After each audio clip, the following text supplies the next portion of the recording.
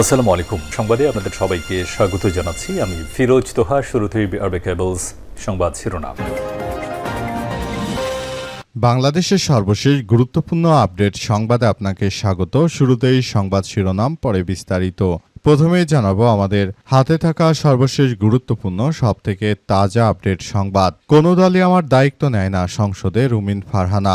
জাতীয় সংসদে প্রস্তাবিত 2026-27 অর্থবছরের বাজেটের উপর সাধারণ আলোচনা অংশ নিয়ে নিজ এলাকার কথা বলতে গিয়ে স্পিকারের কাছে বাড়তি সময়ের দাবি জানান স্বতন্ত্র সংসদ সদস্য রুমিন ফারহানের। সময় তিনি বলেছেন, কেউই আমার দায়িত্ব নেয় না। এরপর জানাবো মাদক কারবারিদের সঙ্গে পুলিশের সদস্যরা সরাসরি জড়িত বললেন সেলিম ভূঁইয়া। বিএনপি সংসদ সদস্য মোহাম্মদ সেলিম ভূঁইয়া জানিয়েছেন যে আমার এলাকার পুলিশ প্রশাসনকে যদি বলা হয় ইয়াবা ব্যবসায়ীদের ধরেন, তখন তারা বলেন আমরা কিভাবে ধরব, তাদের তো গাড়ি নেই। পুলিশ প্রশাসনকে গাড়ি দেন, তবুও ইয়াবা ব্যবসায়ীদের ধরার ব্যবস্থা করুন। আজ জাতীয় সংসদে তিনি এমন কথা বলেছেন। এদিকে সুইস ব্যাংকে বাংলাদেশিদের আমানত বেড়েছে 1 বছরে 41%। সুইজারল্যান্ডের ব্যাংকগুলোতে বাংলাদেশ সংশ্লিষ্ট আমানতের পরিমাণ 1 বছরে 41% বেড়েছে। 2025 সালে এই আমানত দাঁড়িয়েছে 83 কোটিতে, যেখানে 2024 সালে আমানতের পরিমাণ ছিল মাত্র 58 কোটি সুইস ফ্রাতে। বর্তমান যে 83 কোটি 42 লাখ সুইস ফ্রা রয়েছে, তার বাংলাদেশি টাকায় বাজার মূল্য 12,759 কোটি টাকা। এবারে জানাবো সংসদে যারা আছেন কেউ ঋণ খেলাপি নয় বললেন স্বরাষ্ট্রমন্ত্রী। বিএনপির স্বরাষ্ট্রমন্ত্রী সালাউদ্দিন আহমেদ দাবি করেছেন যে যারা সংসদে রয়েছেন তারা কেউই ঋণ খেলাপি নয়, তারা হচ্ছে ঋণগ্রস্ত। যারা ঋণ খেলাপি এবং ঋণগ্রস্ত বিষয়টি নিয়ে অনেকেই দ্বিধাদ্বন্দ্ব তৈরি করেন। তিনি বলেন, বিএনপি বা অন্যান্য রাজনৈতিক দলের মধ্যেও যারা ঋণ খেলাপি বলা হয় তারা তো কখনো বলেনি যে আমরা ঋণ পরিশোধ করব না। তিনি বলেন, যারা ঋণ পরিশোধ করেনি এখনো তারা হচ্ছে ঋণগ্রস্ত, আর যারা টাকা না দিয়ে বিদেশে পালিয়ে গেছে তারা হচ্ছে ঋণ খেলাপি। সুতরাং ঋণগ্রস্ত আর ঋণ খেলাপি ভিন্ন বিষয়। সংসদে যারা রয়েছেন তারা কখনোই ঋণ খেলাপি নয়, তারা হচ্ছে ঋণগ্রস্ত। এবং সর্বশেষ জানাবো দক্ষিণ কোরিয়ার অনুশীলনে অনুপ্রবেশকারী ড্রোন ভূপাতিত, নিরাপত্তা নিয়ে উদ্বেগ। মেক্সিকোর বিপক্ষে বিশ্বকাপে গুরুত্বপূর্ণ ম্যাচের আগে দক্ষিণ কোরিয়ার শিবিরে দেখা গিয়েছে অনাকাঙ্ক্ষিত এক উত্তেজনা। ওয়াদালহায় একটি ক্লোজ ডোর অনুশীলনের সময় উপর দিয়ে একটি অজ্ঞাত ড্রোন উড়ে যাওয়ার ঘটনা ঘটে। এই অনুপ্রবেশের পর টুর্নামেন্টের নিরাপত্তা ব্যবস্থা নিয়ে প্রশ্ন উঠেছে। মেক্সিকোর ওয়াদাল রাহায় দক্ষিণ কোরিয়া দল যখন তাদের রুদ্ধদ্বার অনুশীলনে ব্যস্ত, ঠিক তখনও তাদের মাথার উপর দিয়ে একটি অনুপ্রবেশকারীদের ড্রোন উঠছিল। প্রিয় দর্শক, এতক্ষণ শুনছিলেন সংবাদ শিরোনাম, এবারে বিস্তারিত। তবে তার আগে বন্ধুরা অনুরোধ থাকবে এই সংবাদটিতে একটি লাইক দিন। এই চ্যানেলে আপনি নতুন হয়ে থাকলে আমাদের সংবাদটি দেখতে দেখতে চ্যানেলটি সাবস্ক্রাইব করে রাখুন। কমেন্ট করে বন্ধুরা আপনার মূল্যবান মতামত জানিয়ে দিন আপনি বিশ্বের কোন দেশ থেকে বা বাংলাদেশের কোন স্থান থেকে আমাদের সংবাদটি দেখছেন এবং শুনছেন। আর বন্ধুরা সংবাদটি আপনার সোশ্যাল মিডিয়া ফেসবুকে শেয়ার করে বন্ধুদেরও দেখার সুযোগ করে দিন। গাজা যুদ্ধে আপনি যদি নিরীহ ফিলিস্তিনিদের ভালোবেসে থাকেন বন্ধুরা, কমেন্টে ইয়েস লিখে পুরো বিশ্ববাসীকে আমাদের এই তাজা আপডেটটি দেখার সুযোগ করে দিন। এবারে বিস্তারিত। কোনো দলই আমার দায়িত্ব নেয় না, সংসদে রুমিন ফারহানা। জাতীয় সংসদে প্রস্তাবিত 2026-27 অর্থ বছরের বাজেটের উপর সাধারণ আলোচনায় অংশ নিয়ে নিজের এলাকার কথা বলতে গিয়ে স্পিকারের কাছে বাড়তি সময়ের দাবি জানান স্বতন্ত্র সংসদ সদস্য ব্যারিস্টার রুমিন ফারহানের। সময় তিনি আক্ষেপ করে বলেছেন, সরকার বা বিরোধী দল কোনো দলই হুইপি আমার দায়িত্ব নিতে চান না।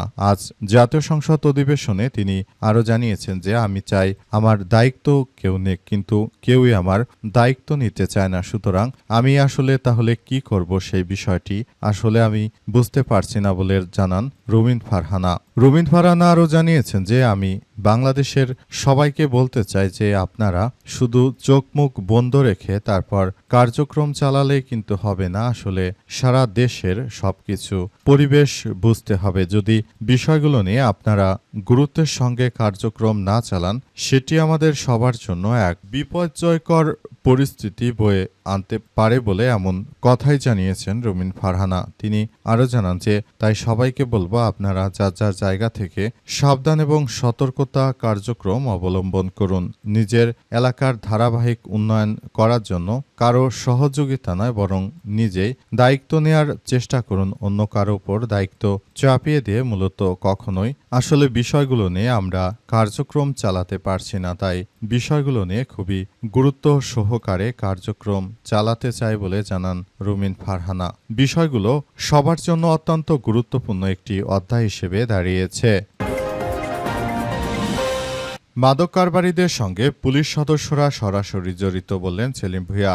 বিএনপির সংসদ সদস্য সেলিম ভূঁইয়া বলেছেন, আমার এলাকায় পুলিশ প্রশাসনকে যদি বলা হয় ইয়াবা ব্যবসায়ীদের ধরেন, তখন তারা বলে আমরা কিভাবে ধরব, আমাদের তো গাড়ি নেই। পুলিশ প্রশাসনকে গাড়ি দেন, তবু ইয়াবা ব্যবসায়ীদের ধরার ব্যবস্থা করেন। আজ জাতীয় সংসদ অধিবেশনে তিনি এসব কথা জানিয়েছেন।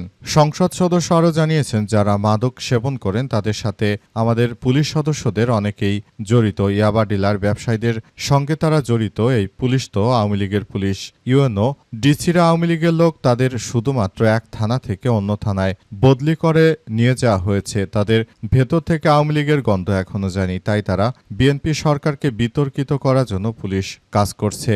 আমাদের এমপিদের কথা তো তারা শোনে না, তারা তাদের কাজ নিয়েই ব্যস্ত থাকে। সত্যিকার অর্থ এই বাজেট বাস্তবায়ন করতে চাইলে পুলিশ প্রশাসনকে ঢেলে সাজাতে হবে। যদি আপনারা পুলিশ প্রশাসনকে ঢেলে সাজাতে না পারেন তাহলে আপনাদেরও কিন্তু শেখ হাসিনার মতো অবস্থা হতে পারে। কারণ এই পুলিশ প্রশাসন দিয়ে বর্তমান সময় যদি এভাবে রাষ্ট্র ব্যবস্থা পরিচালনা করেন তাহলে সেটি আমাদের সবার জন্য এক ভয়াবহ বিপর্যয়কর পরিস্থিতি বয়ে আনতে পারে বলে জানান তিনি। এবং তিনি আরও জানিয়েছেন যে যদি এভাবে চলতে থাকে তাহলে বলতে পারি খুব শীঘ্রই বর্তমান সরকারের আরও চরমভাবে একটি জবাবদিহিতামূলক কার্যক্রমের মধ্য দিয়ে যেতে হবে।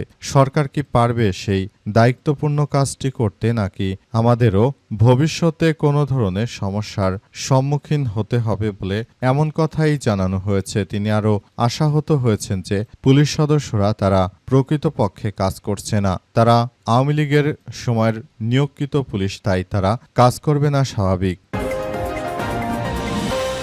সুইস ব্যাংকে বাংলাদেশিদের আমানত বেড়েছে 1 বছরে 41%। সুইজারল্যান্ডের ব্যাংকগুলোতে বাংলাদেশ সংশ্লিষ্ট আমানতের পরিমাণ 1 বছরে 41% বেড়েছে। 2025 সালে এই আমানত দাঁড়িয়েছে 83 কোটি 42 লক্ষ সুইস ফ্রা। সুইজারল্যান্ডের মুদ্রা, যা বাংলাদেশি মুদ্রা 12,759 কোটি টাকা। বর্তমানে 1 সুইস ফ্রার বিনিময় মূল্য 153 টাকা। 2024 সালে আমানতের পরিমাণ ছিল 58 কোটি, সেটি 2025 সালে এসে দাঁড়িয়েছে 83 কোটি 42 লক্ষ সুইস ফ্রা। আজ সুইজারল্যান্ডের কেন্দ্রীয় ব্যাংক সুইস ন্যাশনাল ব্যাংক বা এসএনবি প্রকাশিত বার্ষিক পরিসংখ্যান এই তথ্য উঠে এসেছে। এসএনবির তথ্য অনুযায়ী 2021 সালে সুইস ব্যাংকগুলোতে বাংলাদেশ সংশ্লিষ্ট আমানত সর্বোচ্চ 87 কোটি 11 লক্ষ সুইস ফ্রাতে পৌঁছেছিল। এরপর 2025 সালে দ্বিতীয় সর্বোচ্চ অবস্থানে উঠে এসেছে এই আমানত। এসএনবির ব্যাংক ইন সুইজারল্যান্ড শীর্ষক পরিসংখ্যানে এই বাংলাদেশিদের বিপুল পরিমাণ টাকা রাখার ঘটনার সত্যতা প্রকাশ করা হয়েছে। মূলত সেখানে বাংলাদেশিরা বিপুল পরিমাণ অর্থ রেখেছে। এর মধ্যে বর্তমান সরকারের কিছু ঘনিষ্ঠ জনও থাকতে পারে বলে এমন আশঙ্কার কথা অনেকেই প্রকাশ করেছে। তারা বলছে হয়তো বর্তমান সরকারের ঘনিষ্ঠ কিছু লোকজনও সেখানে অর্থ রাখতে পারে, কারণ তারাও সেই সব ব্যাংকগুলোতে অর্থ রাখার বিনিময়ে তারাও টাকার পাচারের বিষয়ের সঙ্গে জড়িত থাকতে পারে। সংসদে যারা আছেন কেউ ঋণ খেলাপি নয় বললেন স্বরাষ্ট্রমন্ত্রী। বর্তমান সংসদে কোনো ঋণ খেলাপি নেই, যারা আছেন তারা ঋণগ্রস্ত হতে পারেন, তবে ঋণ খেলাপি নন বলে জানিয়েছে স্বরাষ্ট্রমন্ত্রী সালাউদ্দিন। আজ বিরোধী দলীয় চিফ হুইপ ও জাতীয় নাগরিক পার্টি এনসিপির আহ্বায়ক নাহিদ ইসলামের পয়েন্ট অফ অর্ডারে দেয়া এক বক্তব্যের পরিপ্রেক্ষিতে সালাউদ্দিন এসব কথা জানান। সালাউদ্দিন বলেন, আইন অনুযায়ী যেমন representation of the people order সহ অন্যান্য বিধিমালায় যদি কেউ আদালত কর্তৃক ঋণখেলাপি হিসেবে সাব্যস্ত বা ঘোষিত হন তবে তিনি অযোগ্য হিসেবে বিবেচিত হন। এমপি পদে মনোনয়ন দিতে পারেন না, সেটি স্পষ্ট বিধান। তিনি আরও জানিয়েছেন, নির্বাচিত হয়ে সংসদে আসার অর্থ হলো সংশ্লিষ্ট ব্যক্তি হয় ঋণগ্রস্ত হতে পারেন কিন্তু ঋণখেলাপি নন। যখন কেউ দাবি করেন যে এই সংসদে ঋণখেলাপিদের মনোনয়ন দেওয়া হয়েছে তা কোনোভাবে আইনসঙ্গত হতে পারে না বলে দাবি করেছেন সালাউদ্দিন আরও জানান যে ঋণখেলাপি এবং ঋণগ্রস্ত এক নয়। ঋণখেলাপি হচ্ছে যারা আর ঋণের টাকা কখনোই পরিশোধ করবে না তারা হচ্ছে ঋণখেলাপি, আর ঋণগ্রস্ত হচ্ছে যারা ঋণের টাকা দিতে পারছে না, ভবিষ্যতে তারা টাকা দিবে, তারা হচ্ছে মূলত ঋণগ্রস্ত। সুতরাং আমাদের সংসদে কিন্তু কোনো ঋণখেলাপি নেই, বরং ঋণগ্রস্ত অনেকেই রয়েছে।